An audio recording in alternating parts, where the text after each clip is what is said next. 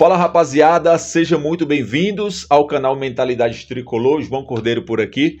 Vamos fazer uma análise da 11ª rodada do Campeonato Brasileiro, uma das principais ligas do mundo, sem dúvida alguma. Vários times aí com tradição, com possibilidades de ser campeão.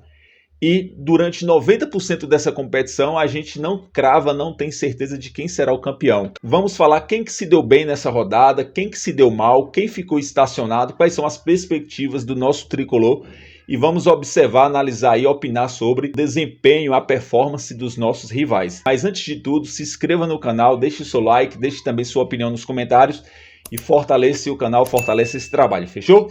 Então vamos lá, eu vou acompanhar aqui da tela do meu computador cada jogo dentro dessa rodada e assim a gente vai comentando na sequência. Sábado abriu com 4 jogos, o primeiro foi Criciúma 2, Botafogo 1. Botafogo estacionou na tabela, não ganhou o jogo anterior contra o Atlético Paranaense jogando dentro de casa e jogou aí contra o Criciúma e não somou pontos, então o Botafogo ficou estacionado em 4º lugar.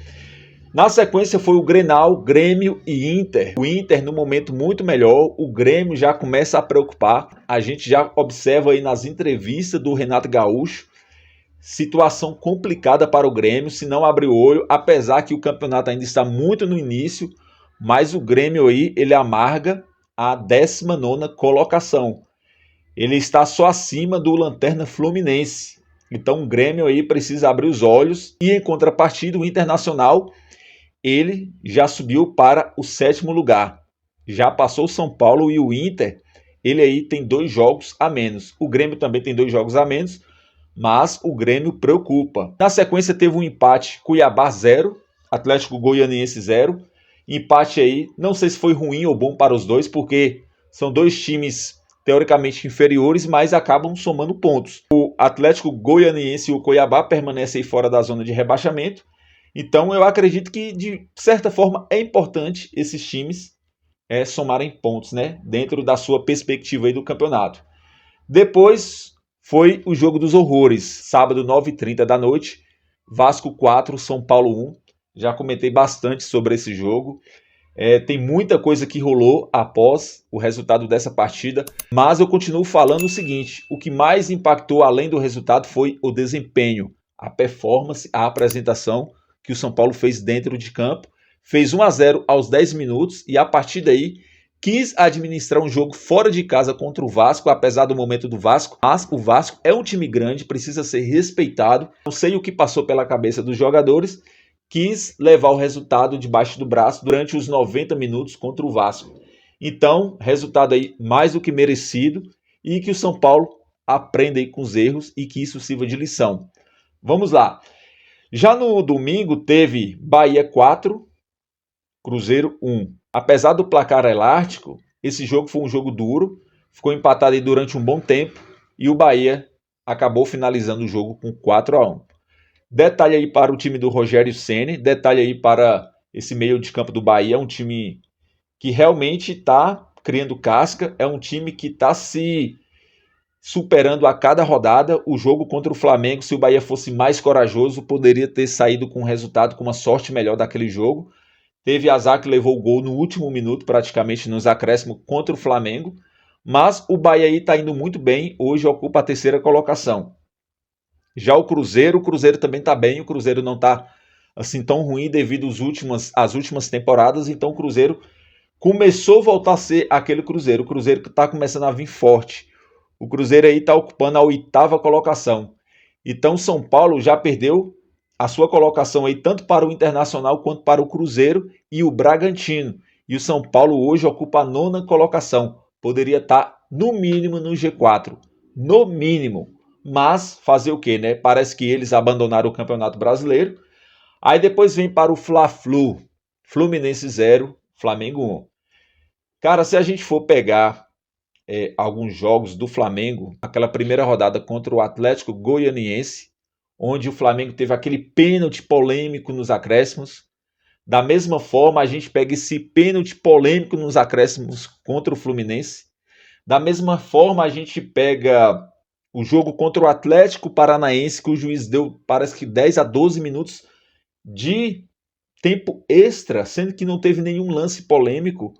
Ou seja, a impressão que dava era que enquanto o Flamengo não empatasse, o jogo não iria acabar. Então é complicado, assim, desculpe aí os flamenguistas, não tirando os méritos do Flamengo, tá? O Flamengo tá jogando bem, tá consistente, mas é isso, a gente não pode deixar de falar dessas questões. E como eu sempre falo, eu não alimento aquela teoria da conspiração onde só um time será favorecido. Não, da mesma forma que um time é favorecido, no outro jogo, na outra rodada, ele é prejudicado. E isso tem sido a história do que acontece no Campeonato Brasileiro. Então, eu sou contra essa teoria da conspiração, onde só um time é beneficiado. Então, da mesma forma, um é beneficiado hoje, amanhã é prejudicado e por aí segue. Porém, tem uns que chamam mais atenção, né? A gente vem vendo aí o Flamengo, vem vendo o Palmeiras com algumas polêmicas, mas eu não sou a favor dessa teoria. Então o Flamengo aí tá liderando, tá bom? Junto com o Palmeiras. Flamengo com 24 pontos, Palmeiras com 23. E a partir daqui, ó, 11ª rodada, anotem. O bicho vai pegar rodada a rodada a partir de agora. No ano passado o Botafogo, disparou. Então não houve ali muitas validades, não houve muitas polêmicas, não houve muitas coisas a ser discutidas. Porém, na 11ª rodada, tanto o Palmeiras quanto o Flamengo está jogando muito bem e já está na ponta da tabela e pode ter certeza, a partir de agora, o bicho vai pegar rodada a rodada e eles vão dar muita atenção ao Campeonato Brasileiro, diferente do ano passado que focaram muito na Libertadores. Então o Flamengo está liderando. Depois teve Atlético Paranaense 1, Corinthians 1. Nem o corintiano mais otimista apostaria que o Corinthians sairia de lá com um ponto somado. Atlético Paranaense, nos últimos 3 jogos, Flamengo, Botafogo e Corinthians, ele tomou o gol nos acréscimos. Ele perdeu 6 pontos nos acréscimos. Então o Atlético Paranaense aqui, ele está na 5ª colocação com 19 pontos. Mas se você for colocar 6 pontos aqui que ele perdeu nos acréscimos nos últimos 3 jogos, ele estaria aqui, ó, com 24 pontos e com 8 vitórias. Seria líder. Seria líder. Então o Atlético Paranaense amarga aí mais um resultado negativo. E eu vou te falar uma coisa, perder ponto dentro de casa contra o Corinthians, nesse momento que o Corinthians está totalmente desfalcado, sem confiança, sem nenhuma perspectiva positiva, foi realmente uma perda muito grande. 2 pontos que vão pesar muito no decorrer desse campeonato. Até porque esse campeonato ele está muito forte na questão do G6.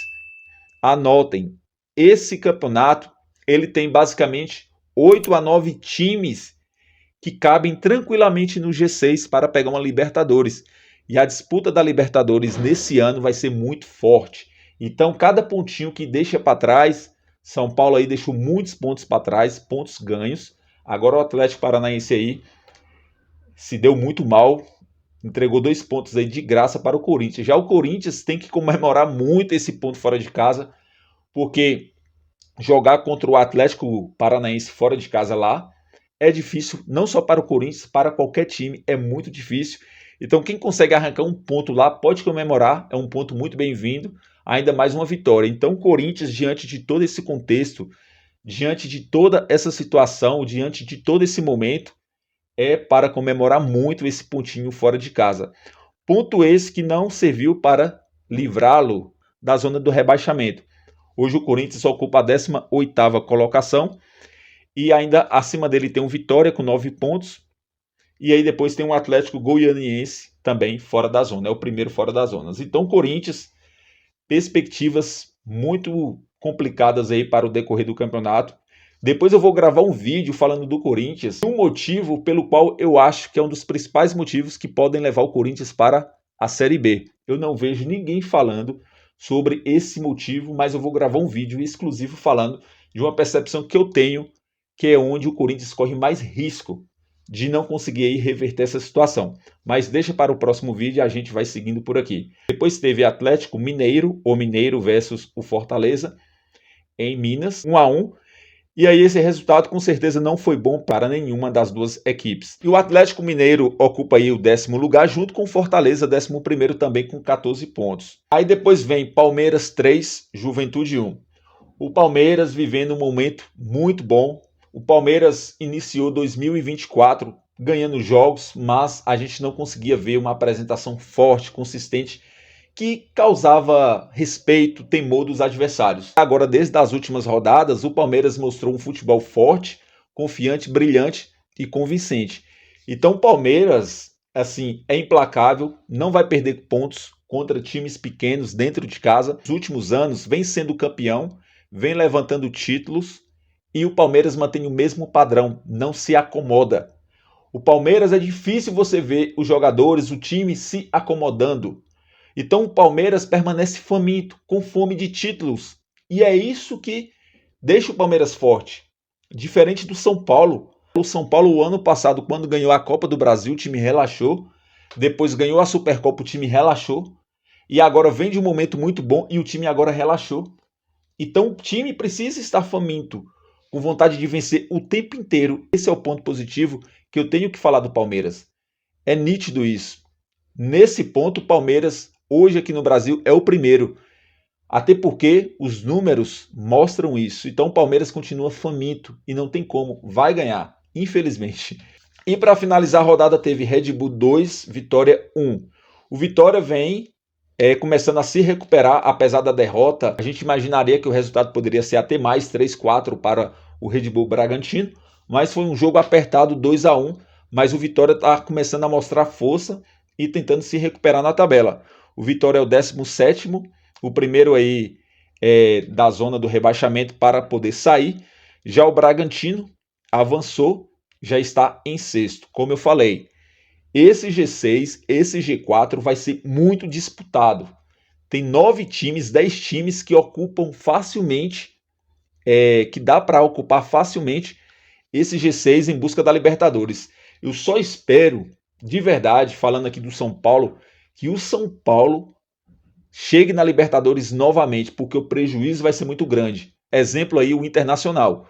O Internacional, o ano passado, se dedicou à Libertadores, chegou à semifinal, se eu não me engano, perdeu para o Fluminense, só que já era tarde demais no Campeonato Brasileiro, e agora está com um time bom disputando a Sul-Americana. E ele vai ter que jogar muito também para alcançar esse G6, essa vaga da Libertadores. Essa é a minha preocupação com o São Paulo, que o São Paulo venha desempenhar, venha recuperar sua confiança e que garanta uma vaga na Libertadores para o próximo ano. Porque é essa sequência de Libertadores que faz o time ficar mais forte, mais cascudo e mais preparado para poder ganhar. Então é isso, pessoal. Essa foi uma análise da 11ª rodada aí do Campeonato Brasileiro, mostrando o atual momento de cada time na tabela. Desde já, inscreva no canal, deixe seu like, compartilhe a sua opinião nos comentários e a gente se vê aí no próximo vídeo. Vamos, São Paulo!